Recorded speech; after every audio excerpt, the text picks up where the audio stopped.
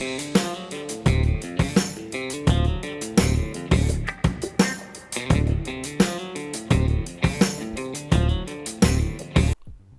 back to KP's Kingdom, Cooking with KP, and today I'm going to show you how to make this chicken Katsu Udon. A really nice Japanese inspired dish. It's pretty easy to do, but it's a few steps involved.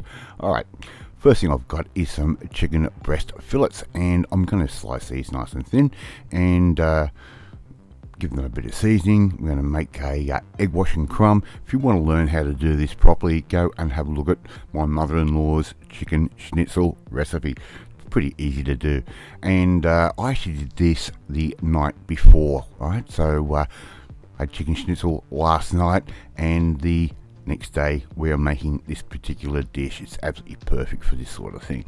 Alright, so we're going to make up our little chicken schnitzel. I'm using breadcrumb. You could use panko breadcrumb if you want.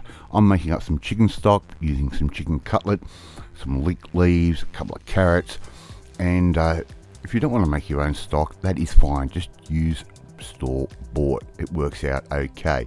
But when I make my chicken stock, I like to do it from scratch from time to time, filter it through just like I'm going to be doing right here. Alright, nice and easy. Sorry, the footage is a little bit jerky. I did this just handheld and not with the tripod like I would normally do. But I'm going to filter through that stock so we get a nice clear chicken stock. That's exactly what we want. Alright, and using fresh chicken stock always tastes a little bit different. It's always got some nice little bits of fat in there, which is great. Alright, next thing I've got to do is I'm going to pickle up some eggs. So I've got some hard-boiled eggs. You don't know how to hard-boil an egg, you're in trouble already. Right, tamari soy, equal parts, rice wine vinegar that goes in, and a little bit of mirin, equal parts of each. You can use as much or little as you want. I've used around about a third of a cup, maybe a quarter of a cup each. I'm going to put my hard-boiled eggs straight into that pickling liquid, just like that. And I always like to do 3 eggs in case I make a meal of one of them. That way they all turn out nice and perfect. Right, seal that up in a Ziploc bag and put that in the refrigerator. Turn it from time to time, and I'm going to leave that for around about 3 to 4 hours. You can do this even before you start making your chicken stock. Alright, so off they go into the refrigerator after I've given those a little bit of a mix through, and that pickling liquid is going to soak into that egg white really nicely. Right, off they go. Right, let's start making up some garnish. I'm going to make up some beautiful little spring onion ribbons. So I've got some spring onion, or scallion for the Americans, and what I'm going to do is make sure I take off the tail and the outer edge of those leaves, and I'm just going to get a nice little sharp paring knife and going to cut that straight down the guts like that, nice and carefully. Right, just nice and slow, and all we're going to do is cut these little ribbons off just like that. Right, very, very easy to do. Now, this might seem like a lot of work, but look, if you're doing it for a dinner party or other people, it makes a difference. Into some cold water, I'm going to put those in the refrigerator, and they're going to curl up and tighten up even more to make the most amazing garnish that is edible, of course. Alright, so here I've got my nicely freshly made chicken stock. As you can see, it's a really nice rich color, and it's absolutely what we want, a nice rich chicken stock. Right, I'm going to ladle out the amount I want for this dish, and you'll work that out as to how many people you are cooking for. I'm making a nice hearty meal for 2. I'm going to use probably about 1 litre of that chicken stock, maybe a little bit more. A good tablespoon's worth of miso paste that can go in. I'm going to dilute that down just like I'm doing there. Keep stirring that around, make sure that miso gets incorporated into that chicken stock. Right, you can start heating that up any time now. Alright, and that is a really nice mixture, the chicken stock and the miso. Right, as you can see, we've got some heat happening here, and we've got just a nice little bit of frothiness over the top, and that's just because we've got the natural oil from the chicken. Once you've done that, we can start getting ready to serve. Right, in goes some udon noodles, which Mrs. KP has already pre-prepared in the other side of the kitchen. They're just the ones you get, soak in a bit of water, and You spread them apart, they go in. Now my chicken schnitzel, I've actually given those a little bit of another hit in my deep fryer.